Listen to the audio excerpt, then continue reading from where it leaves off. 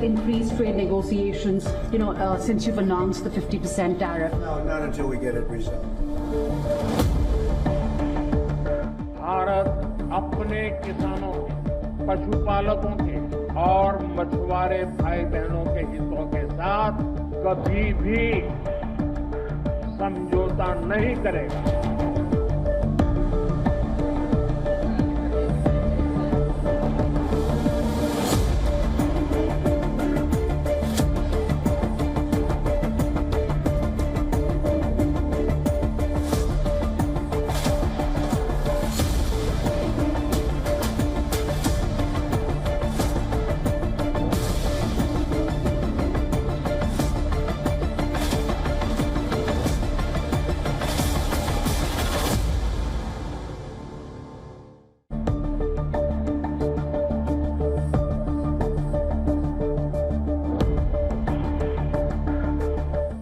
Expect increased trade negotiations, since you've announced the 50% tariff? No, not until we get it.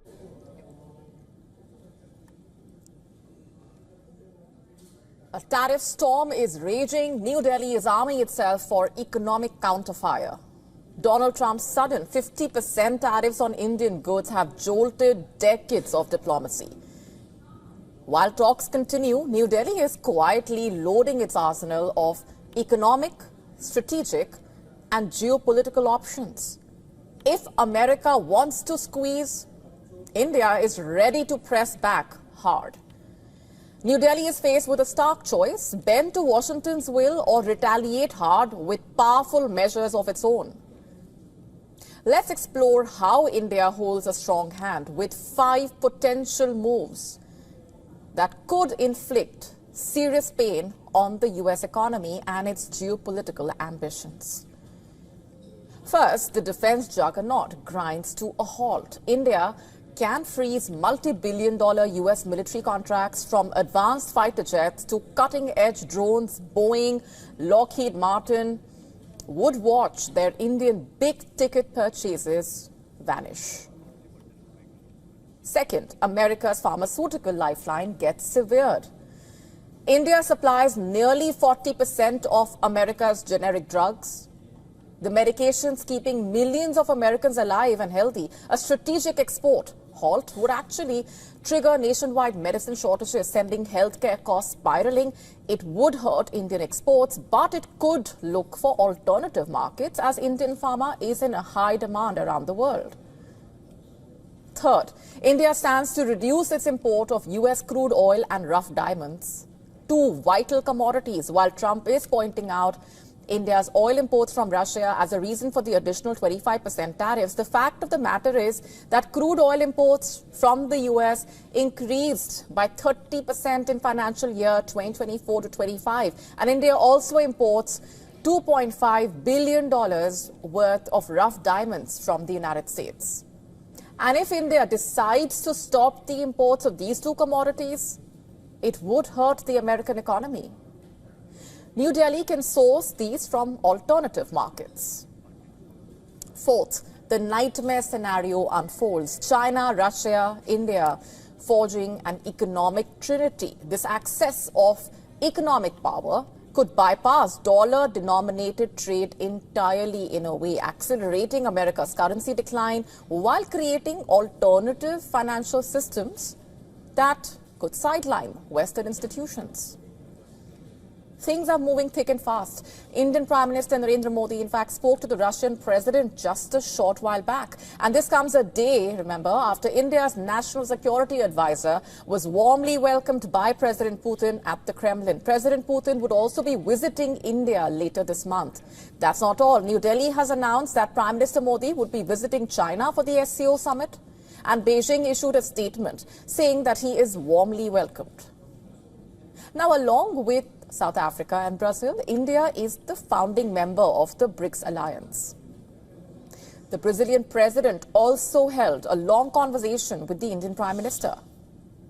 Fifth, the Quad alliance could crumble into irrelevance. India is scheduled to host the Quad summit this year. India giving a cold shoulder to the Quad would be a blow to the strategic centerpiece of US policy. US tech mogul Sam Altman warning that India will overtake America in the field of AI, the artificial intelligence market. A sample of not only India's recognition as the world's fastest growing economy, India is and will remain one of the biggest markets. On to India's Uttarakhand, where the race against time to look for survivors continues. Days after the deadly cloudburst wreaked havoc, the Indian Army has deployed sniffer dogs and drones to search for those missing after the deadly floods. Flash floods and mudslides swept through homes and roads, leaving behind a trail of destruction.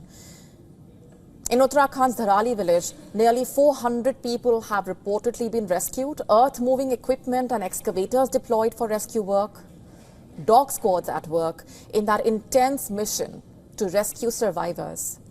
Large-scale rescue and relief efforts underway. The multi-agency relief operations are taking place amid challenging terrain, with the Indian Army in close coordination with the Indian Air Force, SDRF, NDRF and others continuing to lead large-scale rescue and relief efforts in the flood and landslide-affected regions. Disaster relief and rescue teams continue to evacuate the trapped people, with around 70 helicopters pressed into action to ferry critical supplies, equipment, rescue personnel, airlift stranded civilians from the isolated areas.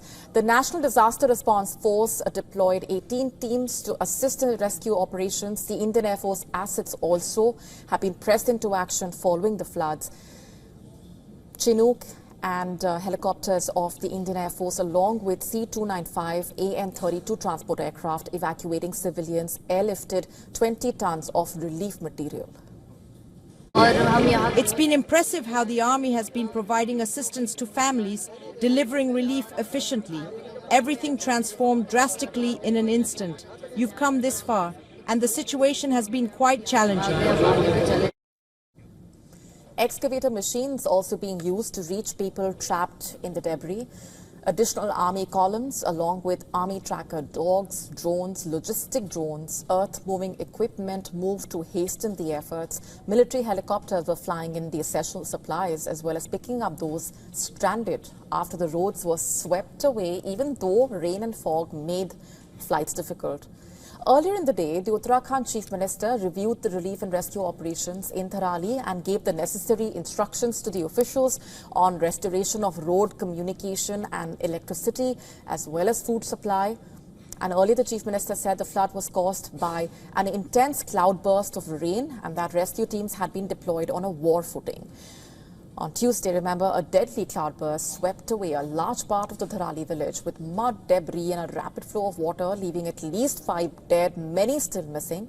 In tragic scenes, several people could be seen running before being engulfed by the waves of debris that uprooted entire buildings. The Himalayan settlement has been buried under a 500-meter wide stretch of debris and thick sludge.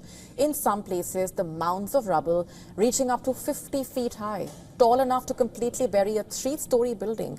Experts say that it could take months for the region to return to normalcy. Well, we don't want to keep it. We want to have a security perimeter, and we don't want to govern it.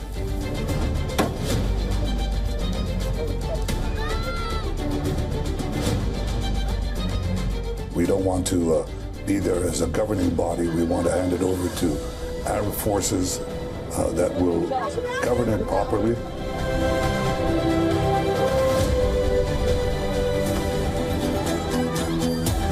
That's not possible with Hamas.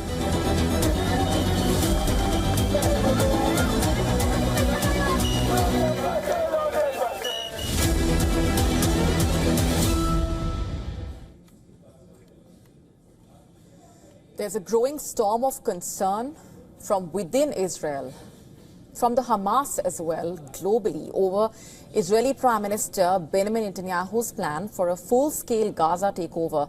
World powers are warning that such a move could deepen the humanitarian crisis, derail any hope of peace, and return Gaza to the killing fields of the last 2 years.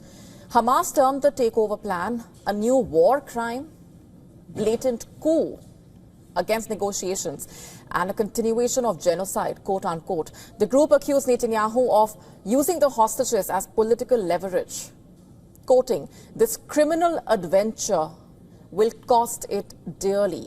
That's what it has warned. Netanyahu and the government do not care about the fate of their captives. They understand that expanding the aggression means sacrificing them, quote unquote. On the ground in Gaza, the death toll has crossed 60,000. Almost the entire population has been shunted out of their homes. Life has turned into a nightmare. Netanyahu indicating there is more to come, it seems. Back home as well, opposition is rising. Protesters have taken to the streets demanding a hostage deal and an end to the war. Hostage families echoing those concerns, urging negotiation over force. Even Israel's own military leadership is raising red flags. The army chief, Eyal Zamir, has reportedly told Netanyahu that occupying Gaza would be walking into a trap.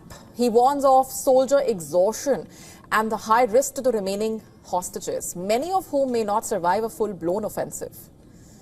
From China to the UK, from Turkey to the United Nations, the message is clear. Any expansion of Israeli military control in Gaza would be a dangerous escalation. Global voices are calling for restraint and urging Israel's allies, especially the United States, to exert pressure on Netanyahu's government. The present division of control over Gaza shows that Israel Defense Forces already control more than 75% of the strip. Palestinian control continues over Gaza City, Deir al-Balah in central Gaza, extending to parts of Khan Yunis and Al-Mawasi in the south. Netanyahu has outlined a multi-phase plan for Gaza. In the first phase, Israel would issue an evacuation notice to the residents of Gaza City to allow time for establishment of civilian infrastructure in central Gaza. This phase is expected to last several weeks. Israel would then launch a military offensive in the second phase. Reports said the military campaign was expected to last between 4 and 5 months and involve 4 to 5 IDF divisions. The plan is to expand to the camps in central Gaza, where the IDF has barely maneuvered so far. The civilian population is expected to be further pushed towards the south of the strip,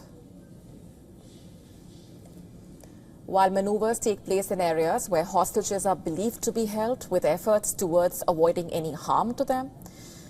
A full occupation onslaught also translates not just to the loss of civilian lives in Gaza, but in addition to the toll and the losses within the IDF. 898 IDF soldiers have been killed in the last 20 months. 54 have committed suicide, 25 since the beginning of this year. 3,770 soldiers have been diagnosed with post-traumatic stress disorder, PTSD, and of the 19,000 soldiers injured, roughly 10,000 are experiencing psychological symptoms. With international pressure mounting, deep divisions within Israel and no clear exit strategy in sight, Netanyahu's Gaza plan faces scrutiny on all fronts. The world is watching and waiting for a way forward.